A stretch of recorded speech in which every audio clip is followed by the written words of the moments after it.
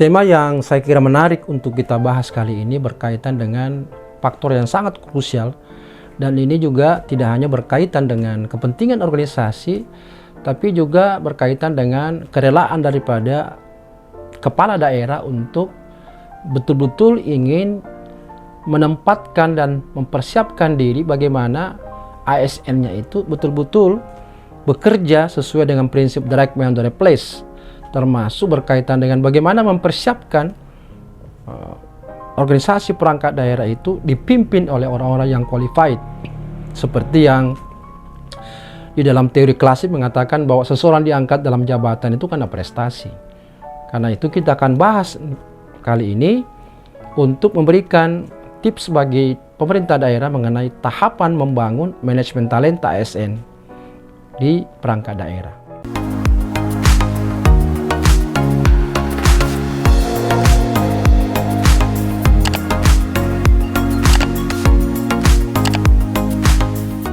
Manajemen talenta ASN itu merupakan sebuah sistem manajemen karir daripada ASN yang mencakup tahapan akuisisi, pengembangan, retensi, dan penempatan talenta yang diprioritaskan untuk mampu menduduki jabatan target berdasarkan pada potensi dan kinerja tertinggi, itu melalui sebuah mekanisme uji dan penilaian secara efektif dan berkelanjutan untuk memenuhi kebutuhan instansi pemerintah atau perangkat daerah secara tepat.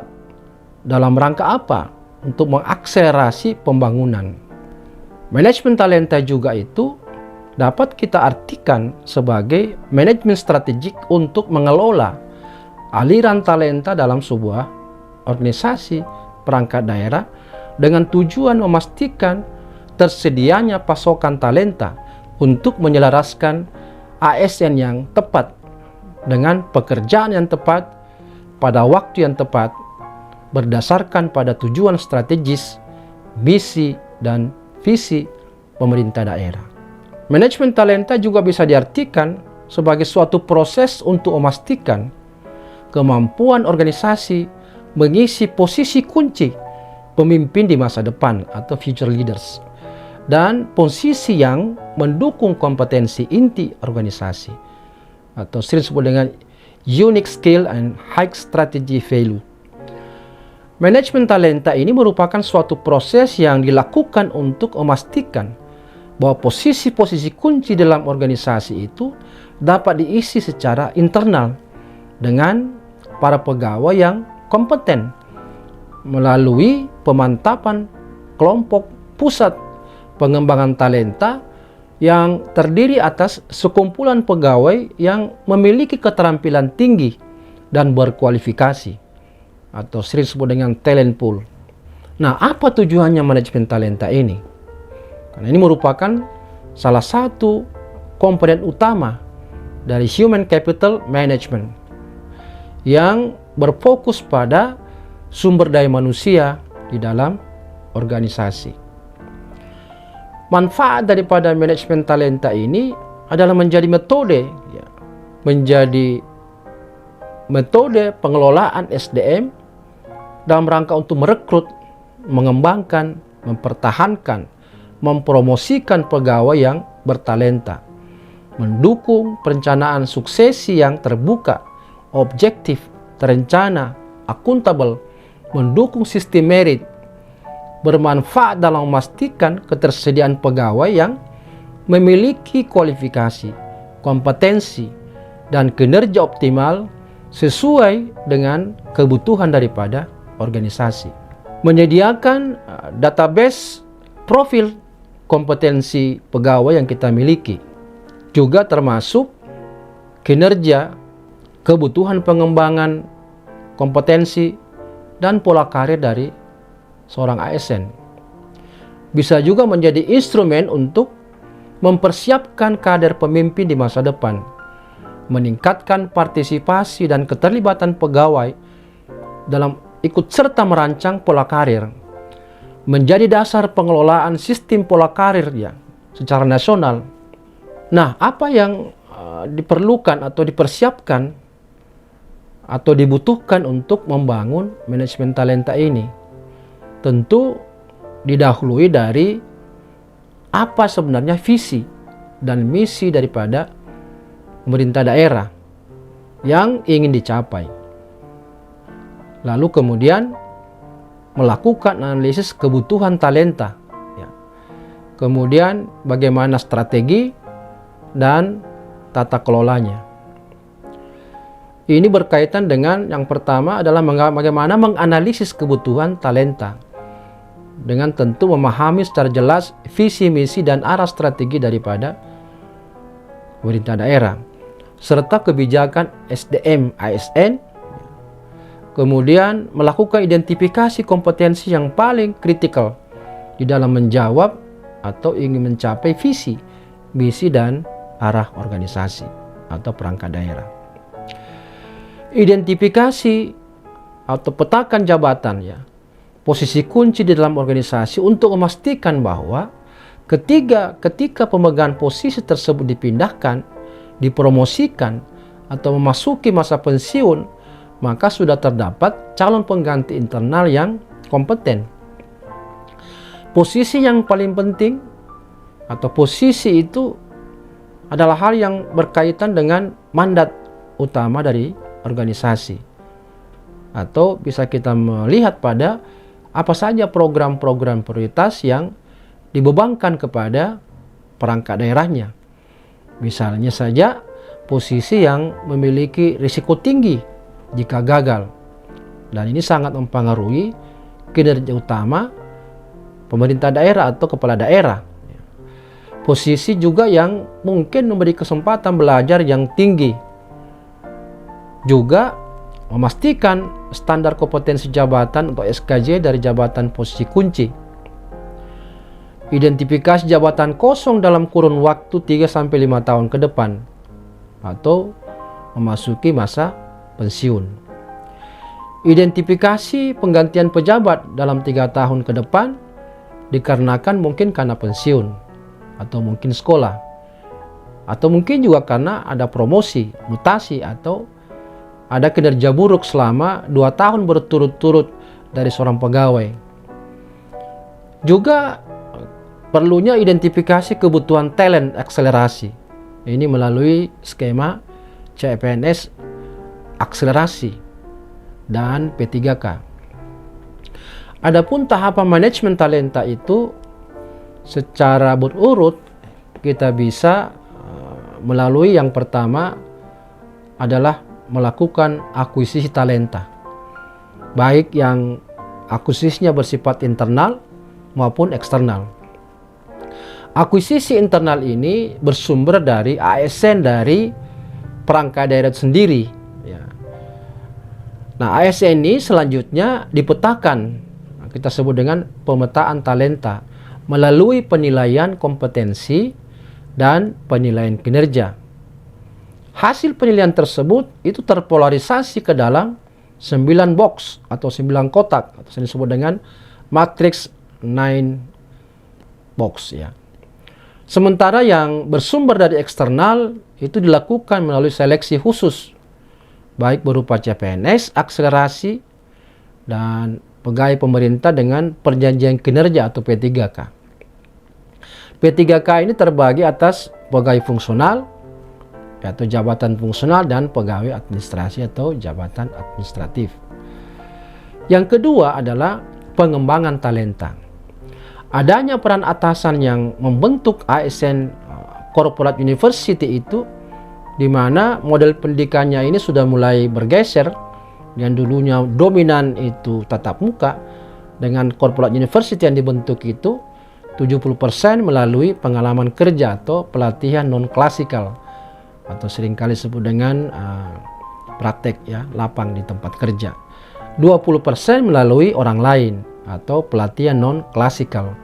Kemudian 10% formal. Nah, ini melalui pendidikan dan pelatihan klasikal. Nah, pendidikan klasikal ini adalah pelatihan dalam bentuk kelas, ya, dilaksanakan dalam bentuk kegiatan yang menekankan pada proses pembelajaran tatap muka di dalam kelas.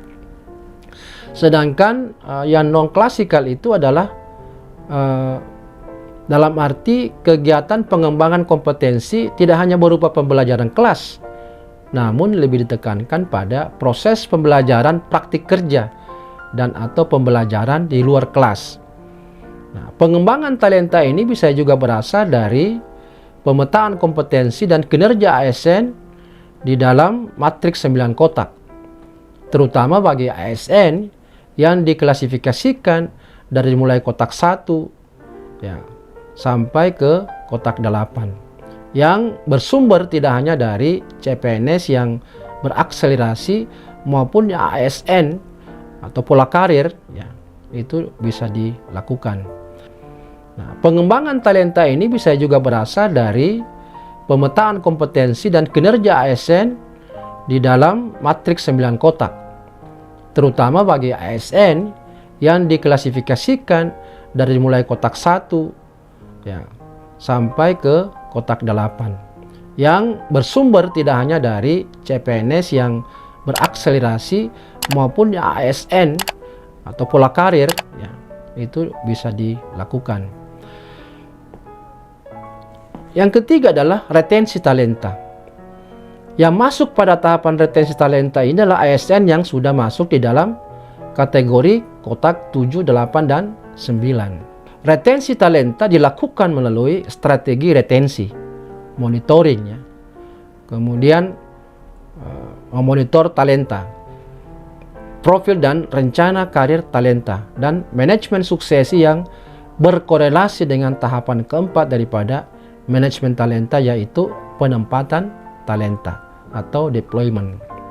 Retensi talenta ya, tujuan yaitu adalah untuk mempertahankan talenta yang berpotensi tinggi untuk masa depan organisasi ya, meliputi talent-talent yang memang berada pada kotak 7, 8, dan 9. Aspek utama di dalam retensi talenta itu adalah strategi retensi. Dalam arti harus ada berbagai langkah dan kegiatan yang dilakukan oleh organisasi atau perangkat daerah untuk lebih mendorong talenta yang potensial tersebut terlibat di dalam peningkatan kapabilitas organisasi ya, dengan memberikan peluang pengembangan dan penghargaan tertentu kepada talenta-talenta tersebut. Selain itu, tracking dan monitoring talenta. Nah, ini tentu berbagai kegiatan dan langkah-langkah yang dilakukan oleh organisasi dan individu talenta tersebut untuk melacak dan memonitor tingkat motivasi ya, keterlibatan daripada talenta yaitu dalam rangka untuk suksesi. Nah, kegiatan pengelolaan dan pengidentifikasian talenta internal yang kompeten untuk peran di masa depan ya, itu menjadi sangat penting untuk diatur sedemikian rupa. Yang keempat adalah penempatan talenta atau deployment. Penempatan para ASN itu dinamakan dengan promosi, yang bisa saja untuk mengisi posisi di internal perangkat daerah dan bisa juga untuk bisa berpindah wilayah bekerjanya, bisa antar kabupaten, antar provinsi, bahkan ke nasional. Penempatan atau promosi ini bisa juga bersumber dari P3K ya, pegawai pemerintah dengan perjanjian kerja ya, baik yang dari jabatan administrasi maupun jabatan fungsional, yang memang sejak awal itu sudah diakuisisi karena kebutuhan organisasi. Karena itu semestinya perangkat daerah itu ketika menerima P3K ya, pegawai P3K ini benar-benar adalah pegawai yang memang sudah siap pakai atau sudah terampil.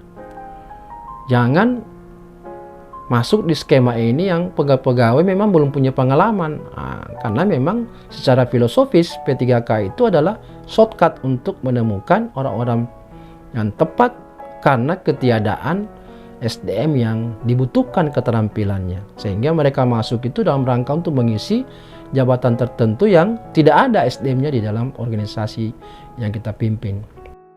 Jadi calon-calon pegawai ini bersumber dari talent pool atau juga pegawai yang sudah berada di kotak 9 sebelumnya. Di dalam kelompok talent pool ini juga dapat direkomendasikan untuk mengisi jabatan-jabatan yang kosong. Di dalam talent pool dan rekomendasi terdapat hal-hal berikut, yaitu adanya peta talent di dalam matriks. Yang kedua, potensi masa depan. Yang ketiga adalah saran pengembangan antara pengembangan talenta, retensi talenta, dan penempatan talenta itu merupakan tahapan yang saling terkait. Karena talenta yang sudah dikembangkan dan telah masuk ke dalam kotak 789 perlu diretensi atau dipertahankan.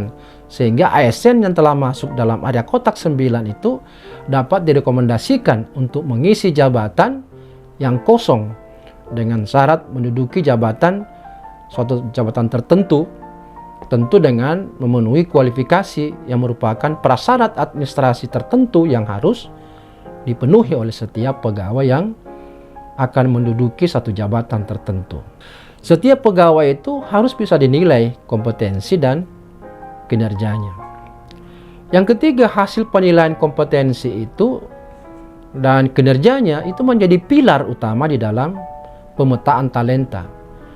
Bagaimana menilai kompetensi, terutama kompetensi calon pejabat, itu tentu dilakukan dengan menggunakan teknologi assessment center, tentu dengan menggunakan asesor yang profesional, dengan mengukur potensi dengan tes psikologi yang dapat memotret aspek kecerdasan, sikap kerja, dan kepribadian.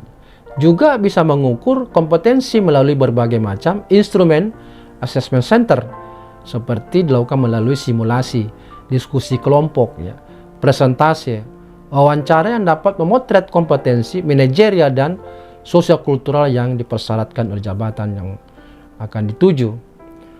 Sedangkan potret kompetensi teknis itu dilakukan melalui instrumen portfolio atau rekam jejak dan wawancara user atau narasumber di bidang teknis. Di dalam kondisi keterbatasan sumber daya, ahli SDMK atau asesor profesional atau mungkin anggaran untuk menyewa asesor itu, maka bisa dilakukan dengan menggunakan metode rapid assessment oleh atasan atau si user. Nah, ini mengukur kompetensi melalui instrumen presentasi, wawancara yang dapat memotret kompetensi manajerial dan sosio-kultural yang dipersyaratkan. Sedangkan potret kompetensi teknis itu dilakukan melalui instrumen portfolio atau rekam jejak, dan juga bisa dilakukan dengan wawancara oleh atasan atau si pengguna.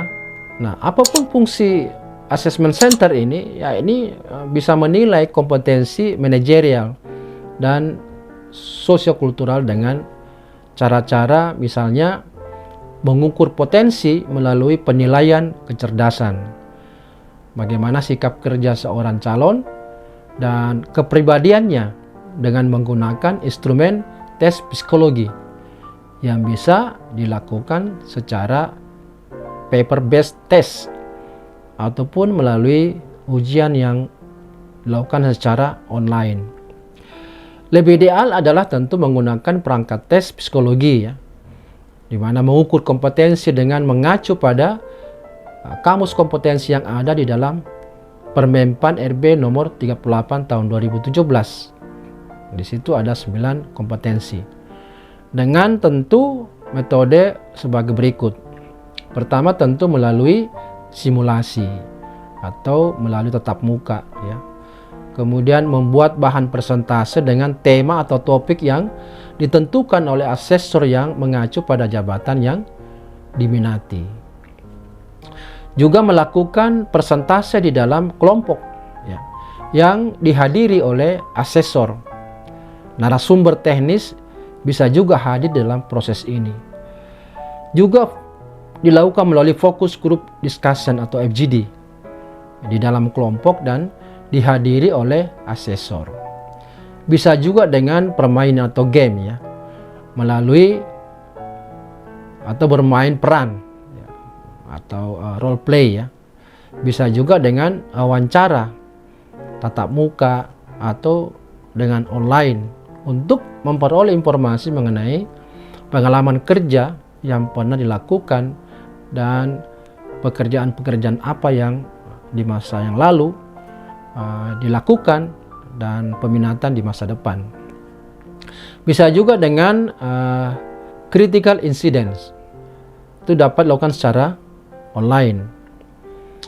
Assessment menyampaikan pengalaman kerja yang relevan dengan kompetensi dengan menunjukkan bukti, ya. Bisa melalui foto, ya, di website, video yang mereka miliki, atau laporan, atau mungkin metode lain melalui dengan rapid assessment atau RA kompetensi manajerial dan sosial kultural. Dengan cara ini mengukur potensi melalui penilaian kecerdasan, sikap kerja, dan kepribadian, ya, dengan menggunakan instrumen tes psikologi yang bisa dilakukan secara paper-based test maupun secara online. Lebih ideal tentu menggunakan perangkat tes psikologi. Juga mengukur kompetensi dengan mengacu pada kamus kompetensi yang ada di dalam Permenpan tersebut seperti yang sudah dikemukakan sebelumnya. Cara memberikan penilaian yang dilakukan oleh atasan juga itu bisa dilakukan dengan berbagai cara, ya. Pilihan-pilihan metode dan instrumen penilaian kinerja itu misalnya bisa menggunakan hasil penilaian sasaran kinerja pegawai atau SKP yang ada, atau juga bisa juga bila hasil penilaian yang sudah dilakukan itu maka bisa diambil dari hasil penilaian kinerja, ya. Tentu dilengkapi dengan menambahkan bukti-bukti, ya, mengenai laporan hasil kinerja maupun dokumen-dokumen yang ada terkait dengan hasil kinerja mereka. Atau juga misalnya idealnya menggunakan hasil penilaian kinerja sesuai dengan apa yang mereka capai terkait dengan target kinerja yang memang sudah ditentukan sebelumnya, yang memang sudah dideskripsikan di dalam pekerjaan mereka atau disebut dengan job description. Nah, cara menentukan hasil kinerja real atau nyata itu bisa dengan mengisi formulir penilaian kinerja, melakukan pemeringkatan antar pegawai melalui metode pair comparison, kemudian hasil pemeringkatan didistribusi sesuai dengan persentase melalui metode bell curve, ya. Kemudian dilakukan kalibrasi atau penilaian berjenjang dari bawah ke atas dan antara satu unit dengan unit yang selevel, dengan maksud tentu untuk meningkatkan objektivitas penilaian dan mengenali seluruh kekuatan SDM tersebut. Nah, hasil penilaian pemetaan talenta ini adalah proses di mana akan mampu menempatkan posisi calon tersebut sesuai dengan kompetensi. Dan kinerjanya di dalam sebuah peta itu kita tuangkan di dalam 9 box matrix. Nah, 9 box matrix ini merupakan suatu metode pemetaan yang digunakan oleh organisasi untuk meletakkan posisi pegawai di dalam peta talenta organisasi atau disebut dengan talent mapping. Peta ini itu menunjukkan kompetensi dan kinerja pegawai saat ini, memberikan gambaran sekaligus terkait nilai potensi mereka dan di mana mereka bisa berkontribusi lebih baik, ya, di masa depan. Tentu berkaitan di sini juga adalah pola karir mereka, ya. Nah, talenta dalam kelompok jabatan administrasi itu diharapkan bisa memenuhi syarat untuk menduduki posisi sejajar dalam kelas dan rumpun jabatan yang memang sama di jabatan administrasi. Lalu kemudian diharapkan bahwa mereka itu memenuhi syarat untuk menduduki posisi yang lebih tinggi dalam kelompok jabatan administrasi, mampu memenuhi syarat untuk menduduki posisi dalam kelompok jabatan pimpinan tinggi atau JPT pertama, memenuhi persyaratan menduduki jabatan fungsional atau jabatan fungsional keahlian jabatan fungsional keterampilan ya. Nah, talent dalam kelompok jabatan pimpinan tinggi ini atau JPT ini memang persyaratannya itu harus mampu memenuhi syarat menduduki posisi sejajar ya dan sekelas dari rumpun jabatan yang sama pada jabatan pimpinan tertinggi. Juga harus memenuhi syarat untuk menduduki posisi yang lebih tinggi di dalam kelompok jabatan pimpinan tinggi. Memenuhi syarat untuk menjadi atau menduduki posisi dalam jabatan fungsional ya, bagi mereka yang berkecimpung di dalam posisi jabatan fungsional. Nah, talent di dalam kelompok jabatan fungsional ini tentu juga harus memenuhi syarat menduduki posisi sejajar dalam kelas dan rumpun jabatan yang sama di jabatan fungsional. Harus memenuhi syarat menduduki jabatan fungsional setingkat tentu lebih tinggi dan memenuhi syarat menduduki posisi jabatan administrasi. Juga memenuhi syarat menduduki posisi pada jabatan pimpinan tinggi. Seperti yang kita sebutkan di awal bahwa pengembangan talenta ini bisa dilakukan dengan berbagai cara atau kegiatan. Misalnya tadi sebutkan pengembangan talenta yang dilakukan di dalam sistem corporate university. Nah, ini tentu merujuk pula pada jenis kegiatan pengembangan kompetensi ya, pada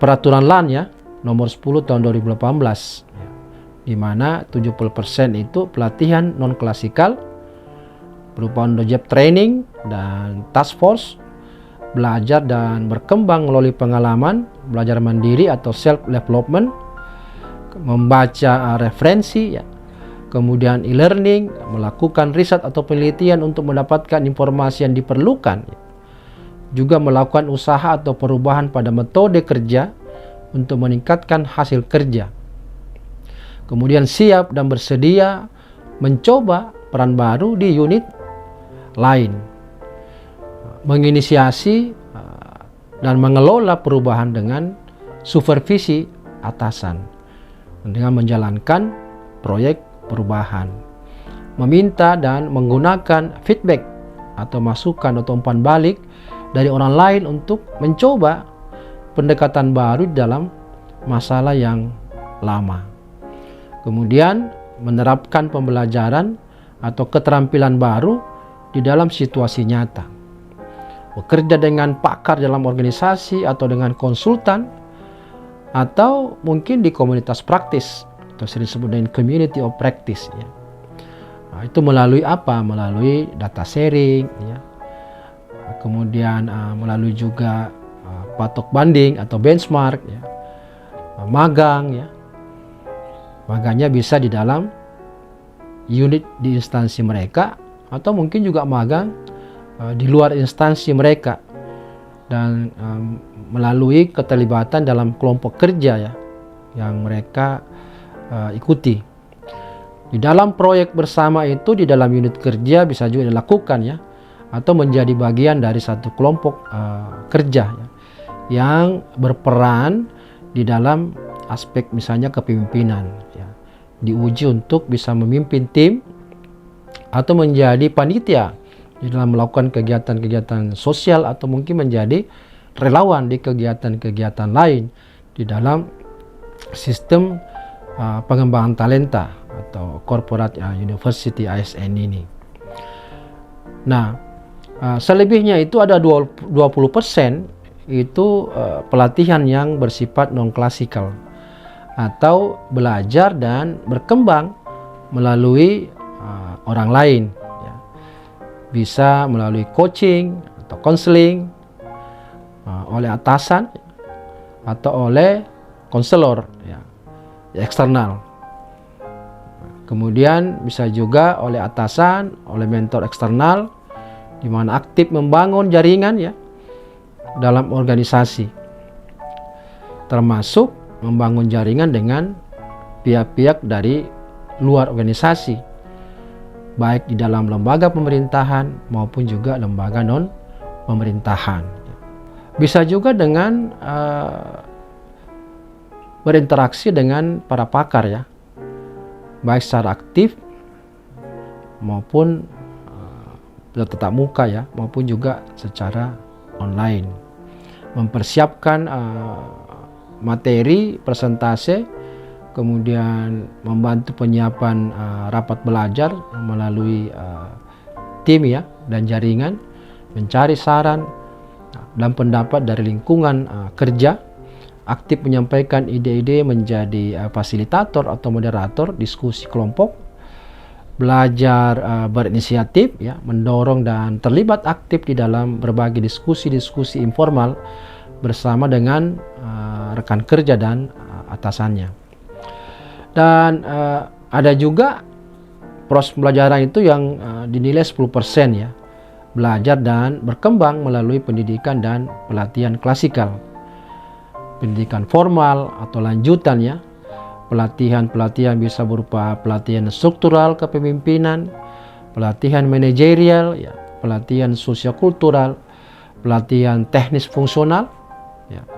Kemudian bimbingan-bimbingan teknis, berbagai macam kursus ya, menambah pengetahuan mereka melalui workshop, ya, seminar, konferensi, sarasehan, penataran, dan lain-lain. Penguatan kinerja ini bisa dilakukan ya dengan coaching dan feedback ya, yang secara reguler dari atasan, bisa dengan coaching juga oleh para profesional ya, dengan melalui penghargaan ya, agar mereka ini bisa semangat ya, baik berupa yang bersifat non finansial. Misalnya penghargaan sebagai coach ya, atau mentor atau konselor terfavorit, menjadi role model bagi instansinya. Ada juga yang bersifat finansial ya. Nah, ini konsep corporate university ini atau Korpu ini merupakan satu instrumen strategis yang dirancang secara khusus untuk membantu organisasi induk atau pemerintah daerah di dalam mencapai tujuan organisasinya dengan melakukan kegiatan-kegiatan yang mempercepat pembelajaran dan pengetahuan baik bagi organisasi maupun individu-individu yang ada di dalamnya. Tentu tujuannya ini adalah bagaimana mengembangkan ya para ASN ini, di mana dipandang bahwa model-model pembelajaran selama ini yang bersifat klasik itu tidak terlalu efektif mengubah sikap dan perilaku maupun pengetahuan daripada ASN, termasuk kelemahannya tidak mampu dihitung sejauh mana kontribusi mereka ketika setelah melewati sebuah pelatihan. Nah, dengan Korpu ini keunggulannya itu bisa memang dikembangkan potensi dia, tidak hanya melalui pelatihan yang bersifat klasikal tapi juga non klasikal dan bersifat self learning, lalu kemudian bekerja di tempat di mana dia bekerja, sehingga setelah lulus Korpu ini itu kita bisa hitung sejauh mana perubahan sikap dan pengetahuan maupun perilaku mereka ya, sehingga itu bisa dihitung secara uang ya, berapa kontribusi atau sumbangan dia kepada organisasi di mana ditempatkan ketika setelah mengikuti Korpu dan bekerja sehari-hari. Inilah beberapa hal yang saya sampaikan berkaitan dengan cara untuk membangun manajemen talenta di dalam organisasi perangkat daerah. Mudah-mudahan ini bisa memberikan manfaat dan kita ketemu pada tema lain. Salam reformasi birokrasi.